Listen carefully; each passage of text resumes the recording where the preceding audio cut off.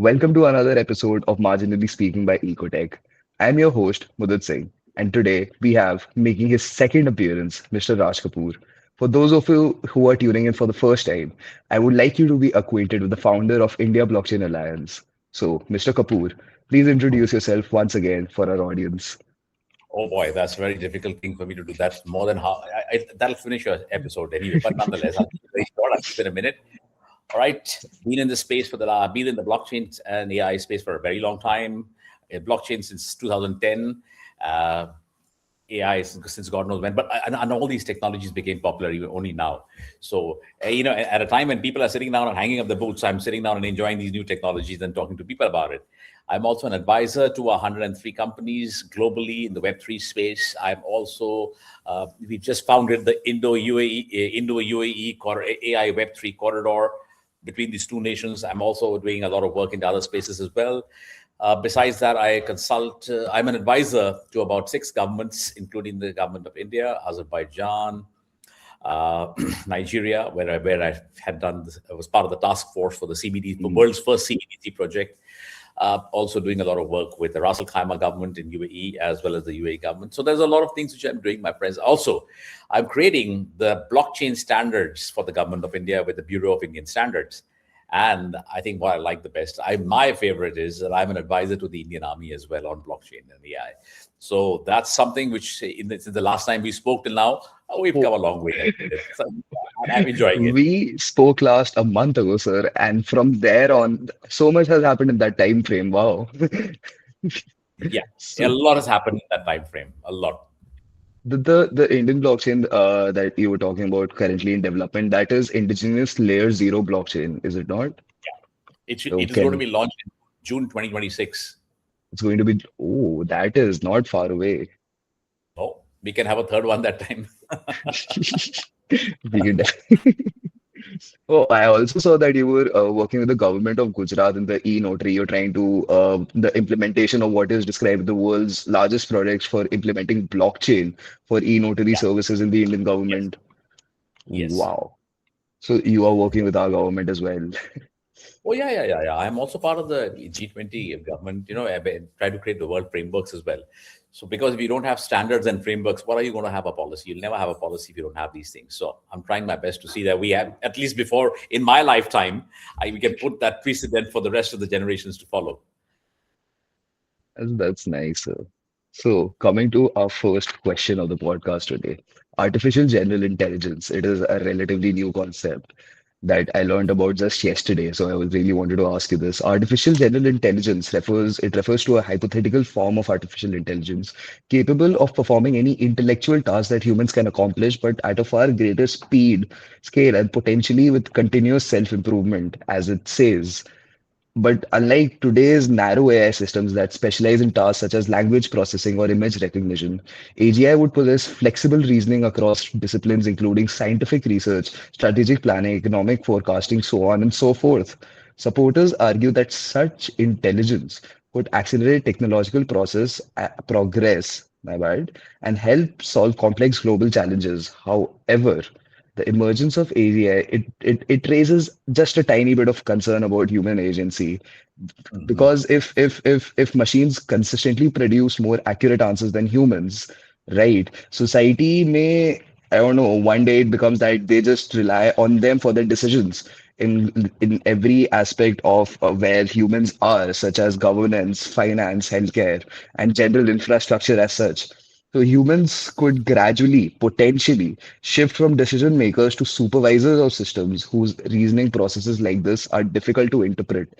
Of course, because there's going to be a variety of reasoning that they are going to be based on because it's a machine at the end of the day, right? Yeah. In such a scenario, how should humanity balance trust in these highly capable machines with the need to retain accountability and meaningful human oversight over decisions that shape our society?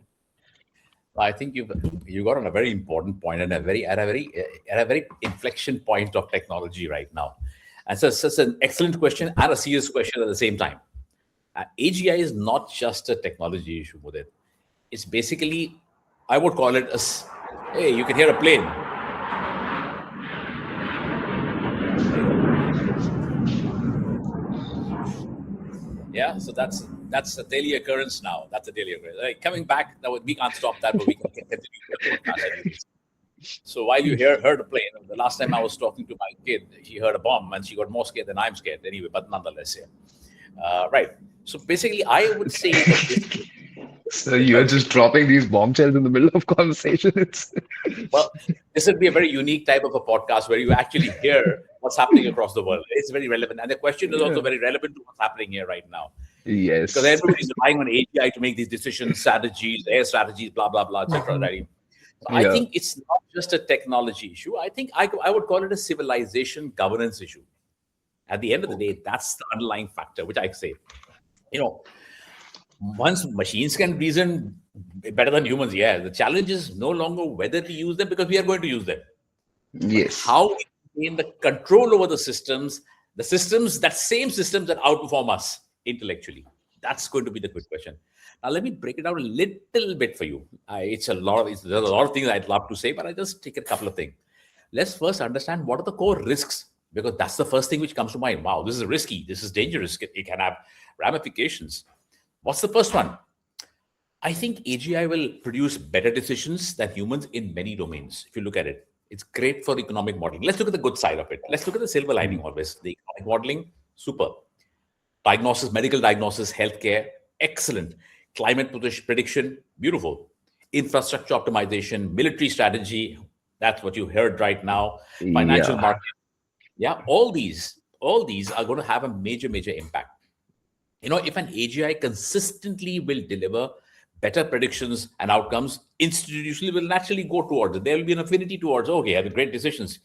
But this creates a very huge competence control dilemma. And this is something which we should be careful of. Now, if we look at it, if humans override AGI decisions, then we may make worse decisions. And if we blindly follow AGI, we will have no meaning. Humans are going to lose control. So that's a dilemma where we are right now. And that's a dilemma which is not going to go very fast. However, I would always say, let's put the human in the loop. Let's Okay. put a principle called the human in the loop. Basically, what it essentially means that AGI can recommend and predict, but the final authority should remain the human being. For example, in healthcare, Mm. I can get a great diagnosis through AI, 99% accurate or even more sometimes. But a doctor should review and sign it off. Now, for example, I know a lot about blockchain, legal aspects of blockchain, etc. But I am not a legal expert. I know it from experience, yes. So I may put together a document or something, but a legal expert needs to vet it. That's the same thing with AI, with AGI. In finance also, for example, AGI can forecast all the systemic risks, but regulators need to approve the interventions. Therefore, put the human in the loop. There are many more ways, of course. And one of the biggest challenges, I think, is also interoperability. Many Uh-huh. advanced models are basically black boxes. You know, Yeah. that's a big problem. Now, if suppose AGI proposes, well, let's shut down 18 regional banks within 48 hours to prevent an economic collapse. That's one of the recommendations I got. Okay. I was trying to figure out something and I tried that. Society cannot accept with this here. Therefore, AGI governance must require reasonable reasoning layers. How do I know, okay, what you said is reasonable? You're saying it because are you supposed to be the most intelligent suggestion? Therefore, AGI governance brings that. I think the future AGI systems, and that's very important, the future systems must require explainable reasoning layers, which right now is not there. How have you come Okay. to that? That how you come to the conclusion never comes through. So are you blindly going to closing 18 banks, close these 18 banks right away? Good Lord, it'll be chaos. Yeah. So Tell I me think why. I would say bring in three layers. I would don't make it too complicated. Just bring in three layers of reasoning. One, bring in the prediction layer. What is the raw model output? What is the output? That is one. Bring in that. Second is the explanation layer. That is the casual you and me type of reasoning, like we are talking, like having a conversational reasoning. And the third is an audit layer, independent verification. Now you are saying I make great biryani. I say I make great biryani. Let somebody else decide who makes the better biryani, right? That's These are the three things we need to bring in. Of course, we all a big mistake would be to allow AGI systems to dominate any decision making, which is what's happening now. Right. By the way, that's happening now. I Yes, it think is. governance will likely. in my opinion, and I think this is a fact, not just opinion. It's going to happen like that. It'll resemble checks and balances. For example, at the role or the layer will be say an AGI system. What will be its role? Produce predictions, produce simulations, give you output, okay, Hmm. based on whatever intelligence it has got. An independent AI auditor should validate the models. Regulatory Right. institutions should approve or reject the actions. And public governance, they should maintain the democratic accountability. I think you bring these three, four packaging together. That's important. Bring in the human value alignment. It's a challenge, but bring it in. More, But bringing I a think, human into the loop for the final say of the AGI, yes, I mean, yeah. after a certain point of time, humans are bound to become complacent. They will just blindly just follow whatever AGI says. Well, That is also a well, if very big fear. yeah, if humans become complacent, then they got to pay the price for being complacent. The human race is going to pay the price, and We that are a you can't. very complacent species. Like, if you We see are, at we it, are. yes. And we were sitting very complacent in Dubai, for example. Look what's happened. I mean, we were in the middle of a war zone. It's okay, fine. We were complacent. Think Dubai is the safest place in the world. But yeah, it is safe still. It's everything. It's fine. These are things which we never asked for, but then there we go. So the real future I see in the AGI, I think it's going to be an AGI hybrid decision making systems, not just Mhm. AGI. It has to be a hybrid system. I mean, I'm giving you an ideal situation. Now, I cannot guarantee what a man does, what a human being does, or what AGI does. I cannot guarantee that. As an observer, this is what I see. The most realistic long term is uh, augmented intelligence. Let's say it's not a replacement of Uh-huh. anything. Neither humans nor that. You can't. It's an augmented intelligence.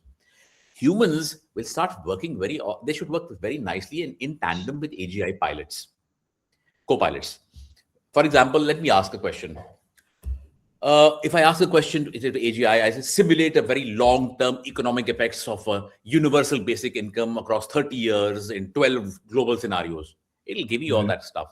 Now, AGI will run millions of simulations, but the human will actually choose the right policy path. It's just giving a solution. It does not know whether it is actually adhering to policy. At the end of the day, you will require the will require the human to do that. The key principle then becomes machines are optimizing outcomes and humans are defining the meaning of it.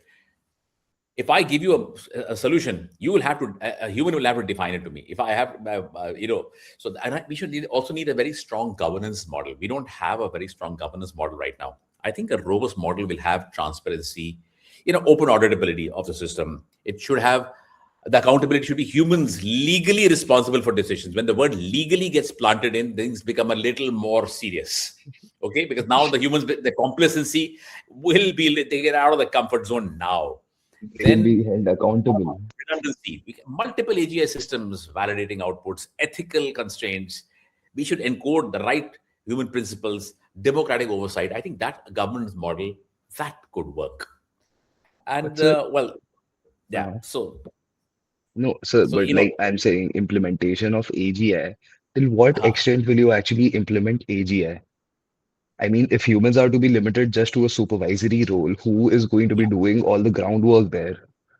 yeah, let me ask you a question. Where does all the intelligence come from? Some human intelligence has made that intelligence which has gone inside that in the first place. So let's put Yes. it this way. If we are building on that layer. We are actually working on that layer which we've already built. It's not that they started doing it themselves. They're picking up the information from human created content, human created information, the right Hmm. the right policies, the right frameworks. So somewhere down the line, the human has already done his work now. Now he's become a boss. Now he can become a proper boss and supervise and have proper governance and a fiduciary system within that. Once he has that, I think it's a great combination. There are going to be pros and cons with it. It's never going to be one solution, one shoe fits all. It's going to be plus minus multiple times. However, let's let it start working. We learn from our mistakes. Hasn't humankind learned from its mistakes? We've learned only from our mistakes. Right now, also, So by the time we learn from our mistakes, so it's what sometimes mistakes it's also? already too late, Yeah. sometimes, Listen, and it's not just the your generation is humankind. going to be the one. Your generation is going to be the one that's going to make better. You'll have to be less My complacent. my generation is the one facing the brunt of all of this, sir. I mean, growing up in this Yeah, world where, like, see, if out of every 10 people, let's say out of 10 people, there were five people doing the groundwork, two were in a yeah, supervisory role, two were in an advisory role, and one was HR, let's say, yeah. right? So and these all of these 10 people are involved in training an AI model, let's say, right? So the five people who were doing the groundwork there, they had the job of training the AI. And now let's say the AI reaches a certain point where we say that it is trained. So now we don't need those five humans anymore. Understand? Yeah. Because Well, the AI is done. So the five humans can be replaced by that one certain AI. see, if you don't realign your skills, you'll have to align, get some more skills in place at some point in time. You will become redundant. Forget AI for a minute. Forget any technology for a minute. Hmm. If I still use a typewriter, I'm going to be totally redundant. I'm the same human being which is now using a laptop, or I'm doing everything on the phone now, right? We Yeah. need to keep on upping our skills somewhere or the other, or getting new skills. And mind you, skills keep on evolving, and you have to Hmm. always be ahead of the curve. So I would not say, yes, some might definitely lose. I'm not going to be, and they say, no, no, no, no, no, they'll not lose the job. They will. A lot of them will lose their jobs. A lot of them Yeah. will maybe realign with their jobs, or they may have to look for other pivots in their lives or careers. The human Hmm. beings are the most resilient, more resilient than machines. The resilience comes in human beings. So we can do anything. Let's put it this way. I learned blockchain at the age of 48. All right. Right. Yeah. I don't even come from a tech background, right?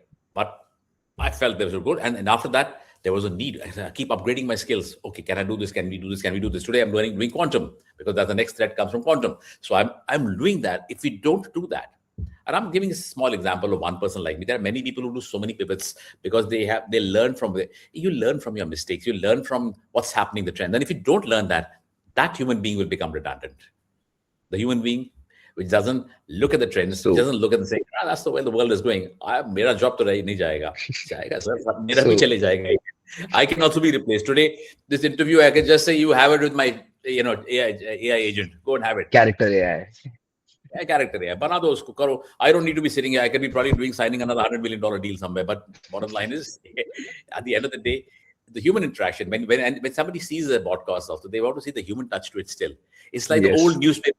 It's like a newspaper. We all read the news on digital media, but I still love to open the newspaper. And a lot of people still do that, including a So lot of younger generation. That's how it is. so that's improvise, adapt, and overcome. That is your suggestion to this. But sir, Yeah, that happens when the tools that we're using are enhancements rather than replacements. I mean, you took the example of smartphones and laptops. You said if you were using a typewriter in today's days, it would be very redundant, which is very true because we have a more convenient, a more efficient system to do that, right? yeah, But at the end of the day, they are tools. And yeah. that's the basic difference between what I see. AI currently is a tool, right? Currently It's is a a tool, tool. but at the rate that it is being developed and with the introduction of AGI as well, how long till it's really a tool and not a replacement? Because we see like Google, I saw a recent news, 10 to 15% of their workforce has been laid off because that's AI was doing that's their work. that's just the beginning. That's That's just just the the beginning. beginning. That is what I'm saying. So I have to grow up into this. So I have to like, really just figure out my nuances there as to what I can do in this world where a lot of my skills are being rendered redundant by AI. Yeah. So what all can I do? Okay, like I said, I'm an advisor in several companies. Okay, can I be replaced? Yeah, I can be replaced. And some of them say, I don't need Raja. Come on, man. I'm paying him money. Why the hell should I pay money? I'll get the information from AGI and AI. I'll go to the Claudes, the Chat GPTs, the Perplexities, and keep on finding out my information. Perfectly okay. Yeah, you can do that, Hmm. right? At the end of the day, you make your architecture, do everything. Someone is got to sit down and sell your stuff. Somebody's got to position your stuff. That's ultimately going to be a human being. A machine cannot sell. A machine cannot position. It can tell you Hmm. what it is. It can even suggest some positioning things which based on its own. But at the end of the day, will I sit down on a deal on a table and somebody will tell me, "Arey yaar," or a machine sits on the table, whom will you trust at the end of the day? Everything is a deal. Everything in the world is a deal. Whether it's a treaty or a pact or a trade deal, everything is a deal. I Get have into got your a, space where you I have fix got a this. Like, question for you, sir. I have got a yeah, question for you. As soon as you finish. yeah, I'm finished. Are you See, finished, if I'm sir? talking about, Yes.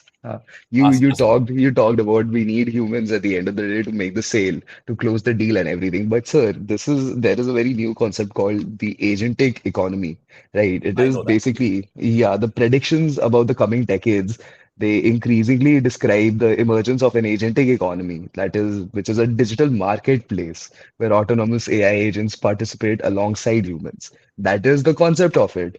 But these agents, they can negotiate contracts, they can Yeah, purchase computing power, access data, execute complex workflows without constant human supervision, right? Without constant human supervision. That is the key point here. Blockchain-based financial systems may provide the infrastructure that allows these agents to exchange value quickly and globally. And some analysts they suggest that by 2035, the largest participants in decentralized finance could be networks of AI agents conducting continuous microtransactions.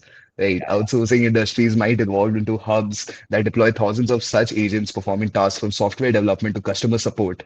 That is the prediction. That is the suggestion. That is one possible future. Humans could shift towards strategic and supervisory roles while machine manage most operational work. The hands-on work, as I said, replaced by AI. Humans hands-on work replaced by AI. This transformation raises an important economic and philosophical question as well.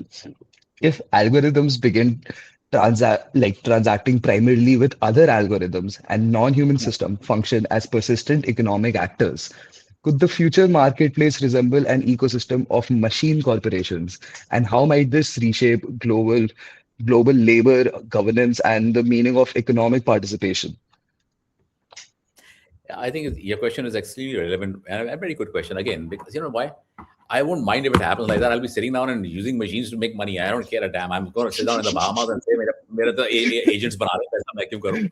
Right? Mm, I mean, it's an ideal scenario, frankly speaking. Not going to happen like that. I think if you look at the agentic economy, there is going to be a massive emergence of autonomous economic actors. वो तो बिल्कुल पक्का है. It's the future digital marketplace, which with all these autonomous AI agents, independent participants, alongside humans, obviously. mhm, As you said correctly, they will analyze data, they will execute very complex workflows, they will do everything. In my life, I'll say, wow, fantastic, this is a great thing for me. Yeah. मैं बैठ के क्यों करूं? Why the hell? I'm fine. I'm going to get all this. But then if everybody is going to be doing that, then who's going to work? Where will the economy go? It'll be a crash. It'll be a burn. If everybody's going to sit down and do this, nahi hoga. So unlike current automated systems that operate within narrow parameters, these agents are now coming up. So this is going to be a part. You cannot deny them. They will be there. You cannot deny it. uh-huh, It's too fast. They're coming too fast. These agents they'll have all the adaptive capabilities. They can make decisions. They can learn from outcomes faster than humans. Also, they can optimize strategies across different economic environments, which a human being will take time. This can be done almost real time. So they were going to function as persistent and consistent digital actors within markets rather than being only tools. So I'm predicting the future myself now. Okay, I'm myself predicting the future.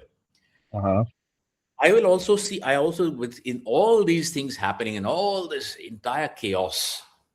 I mean, there is always volatility and there's an opportunity in volatility always. I would also I'll see the role of blockchain infrastructure coming and doing a big play in this. hmm, If you look at blockchain based financial systems, they can provide the infrastructure that will enable these agent driven economy because there will be some sort of auditability and accountability and a trust factor of the data which is there. Let's talk about decentralized ledgers, programmable smart contracts, tokenized mhm, payments. All this, I think, again, not my opinion. I'm sure this is how it's going to happen. This is going to how it's going to roll out, pan out. It'll allow value to move quickly and globally without dependence on centralized intermediaries. And AI agents could now use these systems to perform microtransactions right across these systems across purchase data sets, coordinate services, all these. The mhm. combination of autonomous intelligence and decentralized finance could actually bring in a lot about changes. This is also going to happen. When we talk about futurism, this is going to happen. Again, boils down to the This is job जाएंगे बिल्कुल जाएंगे अगर आप you don't do it, sort of rethink yourself, you're going to go. The labor industry Mhm. will change. The entire labor industry will change. The growth of the traditional labor structures, many operational functions like software testing, customer support, logistics coordination, financial trading, up little data analysis. This is going to go. So if those Yeah. people who are in this space need to start reworking their lives right now only, because this is going to be handled by AI agents in the past. I'm already using some myself for doing this work. So I mean, this is just the beginning. Okay. So outsourcing industries will evolve basically now into technology hubs that will deploy such agents instead of the real labor, and managing and maintaining them while focusing on the human expertise on final strategic planning, the system design, oversight, all that they will do.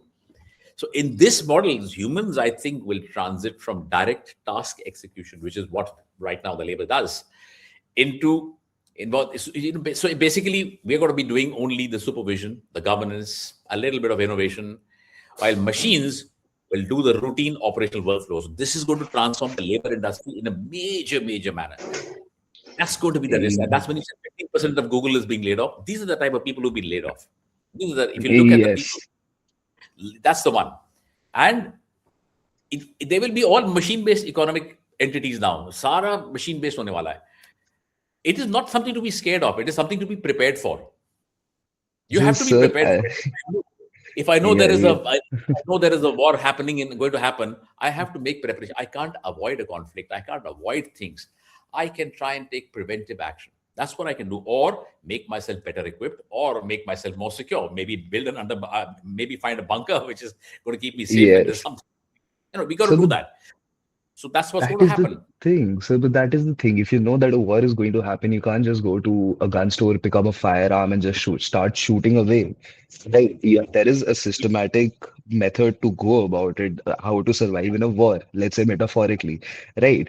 And with this AI system, I think for humans to have, let's say, just career-wise, just purely job side, all right, for the middle class and everything, right? For people who are not in that position where they can, where they're in a position that they can be replaced by AI, so to say. So I think for a human to have a sustainable future in these times, I think a human has to be better than the AI, so to Yeah. say. Yes. So Yes. Yes. Even in school, if you want to get into IIT, you have to be better than the next person next to you. He may be your best friend, but you still got to be better than him to get into the yes, IIT. The same see, that's concept the is the thing, same. sir. Concept is not the same because I mean, being better than another human is just the way we are, but being better than a machine that we have ourselves created, that is a different ballpark altogether, I feel. Yeah, it's a human versus machine right now. That's Yeah. another story. That's a story, and that's going to pan out. That's going to be the future. Is always going to be the human versus machine. Machines will always come and take your jobs. So if I'll be I'm not Doctor Doom, but I'll tell you one thing: machines will take away a lot of jobs, and we have only made them. So we find a way to counter it. If we find a way to counter it or make ourselves better for it, we are not going to be escaping it. That's for sure. Wow. I mean, back when like 3,000 years ago wars used to happen, they used to have people on the battlefield holding spears and shields and throwing them away, and then cut to, let's say, the last century or so, and we have just one person firing the machine guns away and like just destroying troops in like hardly 10 minutes or so. And then we have today where that has evolved even further, that has evolved even exponentially, where just at the single push of a button you can decimate entire masses of people, as is happening today. And Today, that is the thing. So it's scary, I'm it's not gonna it's lie. like this. Today, I don't even have to destroy human beings directly. I can destroy data centers. I can cripple an Yeah, economy of a nation. just Yeah, attack the infrastructure and the humans will be infrastructure. That infrastructure. That's even more scary. Hey, what yes, happened to the because good old wars? Good old wars are gone. Today, it's, I am sure somewhere someone is planning how to destroy data centers in this whole circus which is going on right now. Yeah, that's the way to destroy a nation, especially nations which don't have a heavy army or a heavy defense systems. They are the ones going to suffer a lot. maybe I think a nation with not a heavy army or a heavy defense system, it's Yeah. not going to be very heavy with infrastructure as well. I think they're going to be easy to take out.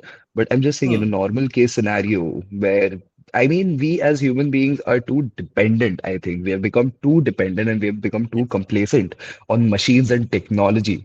And Bilkul. it's termed as critical infrastructure. Because Yeah. a human being as the life that we know today, it's not that we cannot survive without the internet, it's just that the life that we know today that cannot survive without the internet. And once the internet is down, that life goes away. And because we are so evolved into this, we are so used to this, the sudden loss of it is going to be very detrimental to a lot of people. I mean, they're Yeah. just not going to know what to do without the internet. Bilkul. And that is, we have become too dependent on these technologies, I Yeah. feel. And the thing is, Scariest scenario is that. The scariest scenario yeah, is think of one day without the internet when the internet is completely down. yes. Nothing. Just think of it. Think of it. You will be finished. You will say, oh, good Lord, my life is over. Like, will you go back to reading books? I don't think so. You'll say, well, let me find a solution. Bring it up, bring it up, bring it up. It's the big thing happening. Yeah, it's not just for entertainment. I mean, a lot of heavy operations are also done over the internet, done because of the internet, so to Hmm. say. And once that's down, and the thing is, it's not very hard to put that down. Let's say during a war, it's very easy to cut off these resources. Yeah. So, I mean, like Jammu Kashmir was blacked out for quite a while back a few years, and that we had no communication out there. We had no idea what was going on. And that Precisely. happened in Iran as well, pre-war when oh, just a second. Yeah. That happened in Iran as well, pre-war. They just cut off the internet and we had no idea. The world had no idea what was going on. And the citizens themselves, they did not have much idea as to what is going to happen. They just knew that protests and all are happening. They did not even have the kill count. And once they finally got back internet and we got to know there were around, I think, 35,000 people killed or Yeah. something. And 40,000. that just happened in the span of a few days without the internet. I mean, Absolutely. it's that easy. It's So that easy to be dependency, complacent by the tool. Yeah. dependency is complacency. You'll see the two. Dependency, yes. Dependency is complacency. And the thing is, we are not moving away from that. Even after all of this information, we are not moving away from that. We are moving more into it. I think Into we are that. Yeah. digging ourselves more of a hole and we are just going down into it. And there should be a balance. I'm not saying that we should not use these technologies, but there should be a balance. There should be a balance Even in the and good case down. of AI, Yeah. you Yeah. know. Completely. So I'm very happy that I'm at that age of my that stage of my life, and I can say, let the world go to hell, man. I'm going to sit down and relax and breathe. So I've So, lived in this world for 2 decades and I've already got dystopian ideas forming every day in my head and I'm just scared to grow up now. but you have very pertinent questions because your generation is going to grapple a lot with them. We all are. Even I'm still part of a generation, anyways. I may be 40 odd years older than you, but I'm still in the same generation. We're living in the same generation right now. Yes, Yes. you will outlive me. Biologically, you'll outlive me, but you'll have to find more solutions than I've been finding. Well, it's good that we have people like you laying down the blueprints for us. I think that is a comfort that I can find. Every generation builds something for the next generation. Some generations built it for us as well. That's true, but those generations also, dwindle a lot of resources by doing so. I mean, I think we're doing the same thing. Like, for the data centers and everything, I think a large amount of air, water space, electricity, money, and just a rather large amount of land and a lot of pollution is coming from those data centers as well, which is ultimately it is very detrimental to the environment. And this is the environment that our future generations are also going to be living in. It's How a vicious long circle. before we become interstellar ka Earth, just barren lands, we go back to agrarian agriculture because we knew that, we became too complacent with our technologies, and then we have to find some other Earth to live. So Matthew McConaughey, one fine day, he just gets into a spaceship, goes, blasts away. Yeah. When are we going to reach that point? I think it's going to be very soon. Well, Somehow. you will definitely be in that space, I think. That I am trying to reach there, sir. I am trying very hard to reach there. Speaking on those terms, speaking in very dystopian terms, not Yeah. dystopian terms, let's say let's bring it down a notch. Let's go back to warfare and Yeah. AI. So we've seen that artificial intelligence, as we talked about, it is being increasingly integrated into military technologies, right? As you said, autonomous drones capable of navigating environments, identifying potential targets, and supporters of such things, they argue that such systems could prove precision They could improve precision and reduce risk for soldiers. But critics like myself, however, question whether machines should be entrusted with decisions involving lethal force. If AI systems begin selecting and engaging targets with minimal human intervention, traditional frameworks of accountability in warfare, it may become unclear. A battlefield populated by autonomous systems could operate at speeds beyond human reaction, where algorithms respond to data streams within fractions of seconds.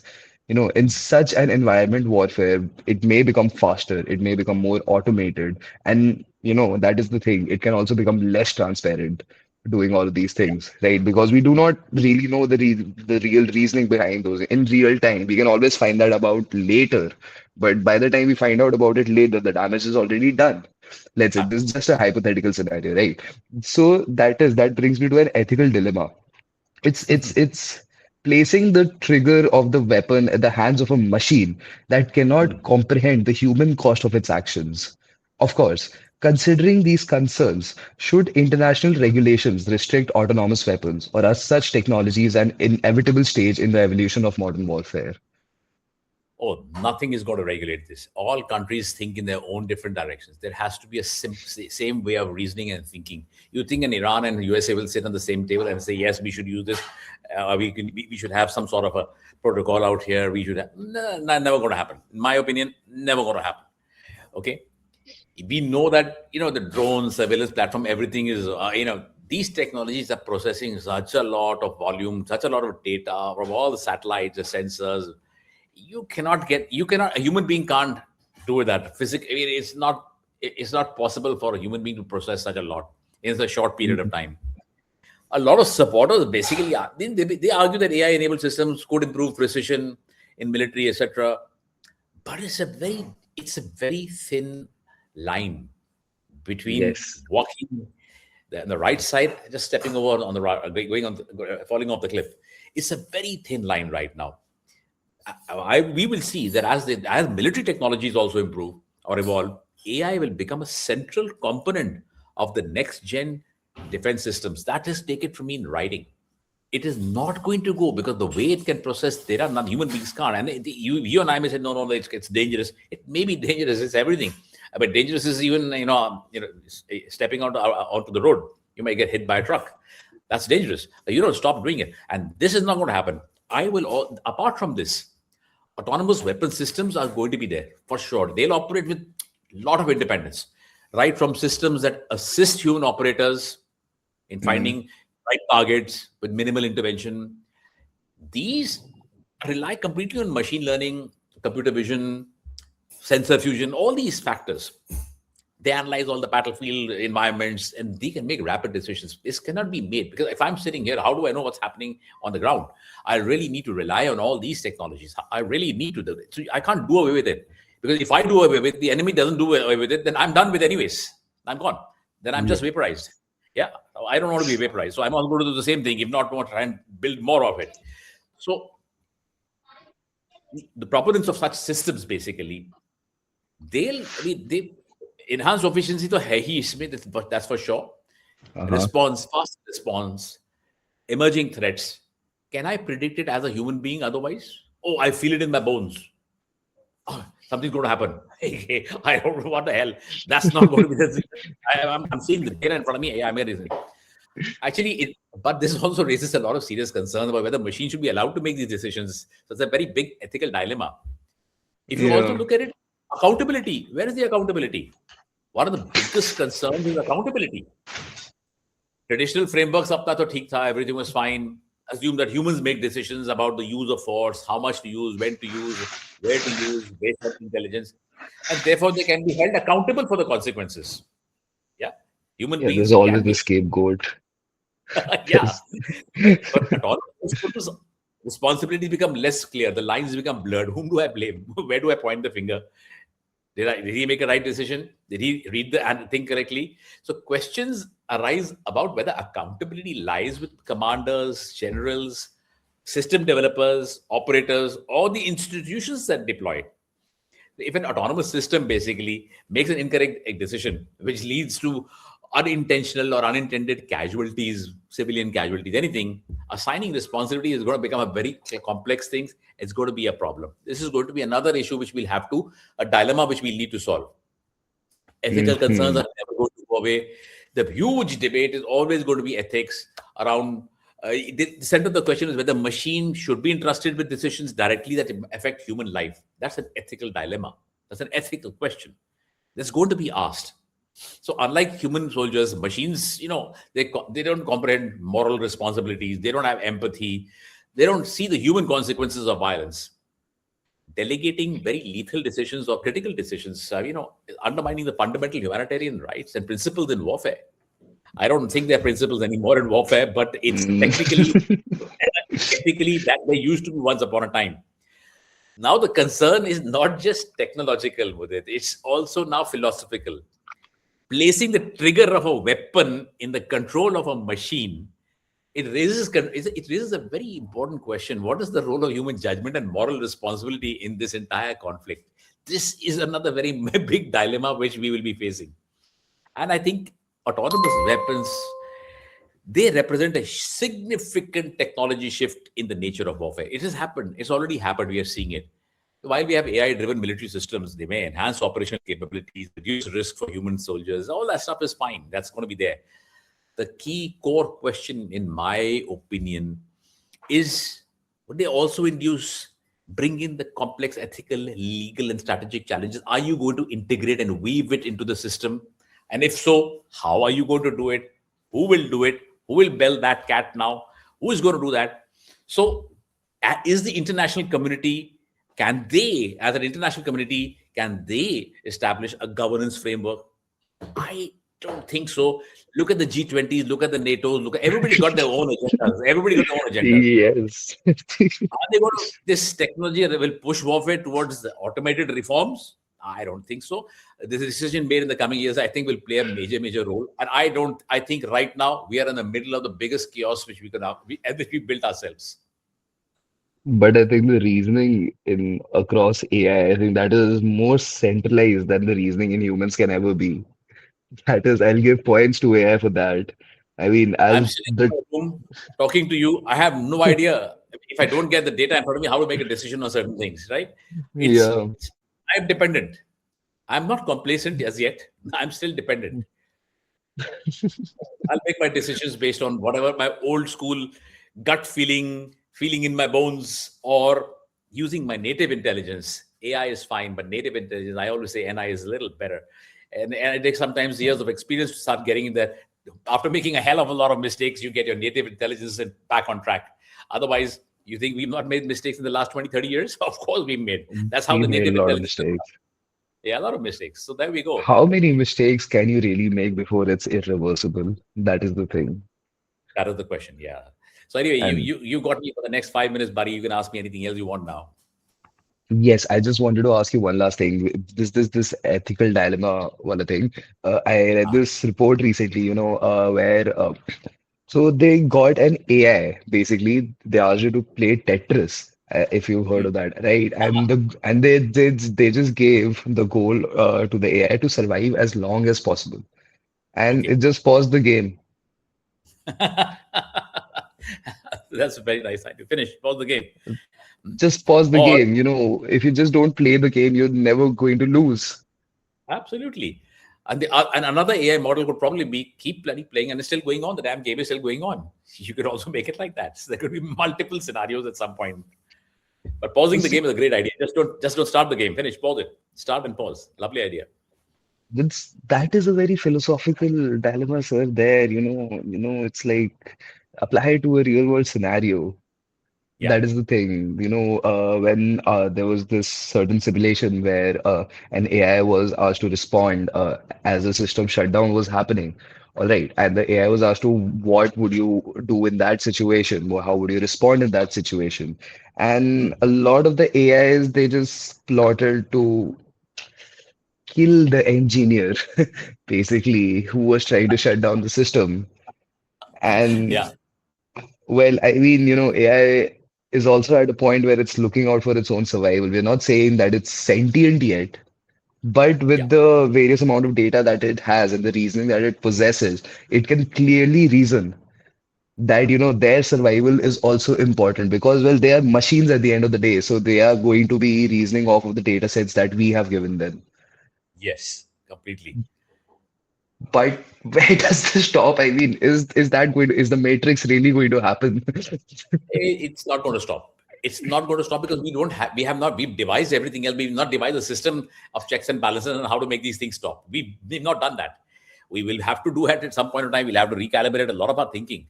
But that's a paradigm. Hmm. That's a completely different shift. It's a shift of your conscience. It's a shift of your system, your internal. It's not a technology shift anymore. It's a shift of consciousness. It's going to happen only if a lot of people come together.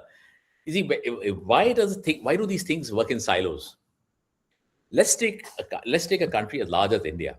Let's take a very Hmm. big example here. We've got so many states, 20 odd states, 28 states, UBA, union territories. State to state, we can't come, we cannot agree on things. Yeah, Forget state to state, locality to locality, you will not be able to agree on things. So how are we expecting this to become a national at a global level and some standards are formed or some conscious thinking happens there? I think it's a beautiful pipe dream. It's not going to happen in my lifetime, that's for sure. Machines will I start making standards. Machines will only make our own standards. Come on, let's start making standards. And human beings will say, "Oh, that's a great idea. It looks good. I can make a 40-page report on this. I'm going to do this. I take it, copy paste it. Oh, 40-page report is ready. Come on, that's what's going to happen. The complacency will kick in again, and dependency will kick in again because it's much faster. Hey, I'm going to get my paycheck anyway on 31st, whether I copy paste it or write it myself. Okay, if I don't do it in time, um, may not even get my paycheck. So let me do it. So the human being at the end of the day is going to take his shortcuts, take his life. Until that happens, we're not going to find this little piece is never going to get sorted. I Everybody's trying to do think. something like that, but Mhm. we're all trying. It's just trying.